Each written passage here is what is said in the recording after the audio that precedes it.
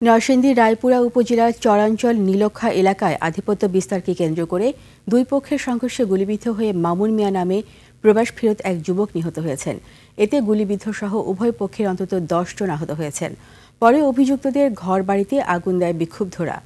এদিকে নোয়াখালীতে প্রকাশ্যে পিটিয়ে ও কুপিয়ে এক যুবককে হত্যা করা হয়েছে। প্রতিনিধিদের সহায়তায় desk report. Colour expert, George sap এবং মাইল্ড অন হ্যান্ডস টেকনোলজি সমৃদ্ধ অরিক্স ক্রিস্টাল ওয়াশ আপনার লন্ড্রি এক্সপার্ট। ধাওয়া পাল্টা ধাওয়ার এ দৃশ্য হবিগঞ্জের লাখাইয়ের। উপজেলার ধলেশ্বরী খানজাবিলের দখল নিয়ে শিবপুর গ্রামের জনকল্যাণ সমবায় সমিতি ও সন্তোষপুর আনন্দময়ী মৎস্যজীবী সমিতির লোকজনের মধ্যে বিরোধ দীর্ঘদিনের। এরই জের ধরে সোমবার এই সংঘর্ষ। আহত হন অন্তত 30 জন। নরসিংদীর রায়পুরার চরাঞ্চল নীলক্ষায় দুপক্ষের সংঘর্ষে গুলিবিদ্ধ হয়ে একজন নিহত হয়েছে।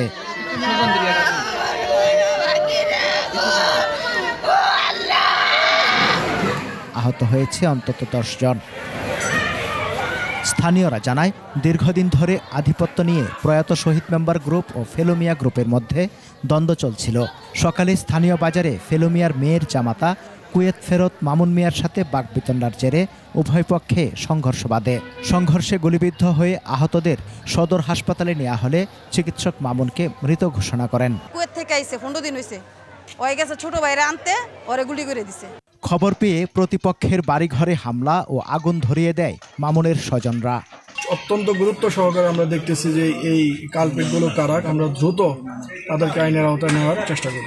এদিকে পূর্ব শত্রুতার জেরে নোয়াখালীর বেগমগঞ্জে প্রকাশ্যে পিটিয়ে ও কুপিয়ে এক যুবককে হত্যা করা হয়েছে।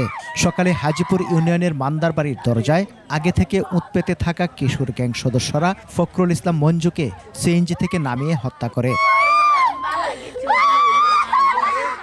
আমি আমার বাইরে আগায় দিয়ে দাঁড়ায় রয়েছি, এর ভিতরে আমার কোলে থেকে চিনে আমার সিদ্ধে মারছে, আমার বাইরে এনে পাতালে এভাবে মারছে চাপাতি চুরি নিয়ে।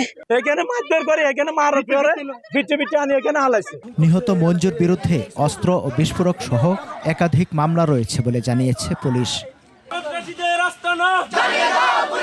সমর ইসলাম, 21 টেলিভিশন।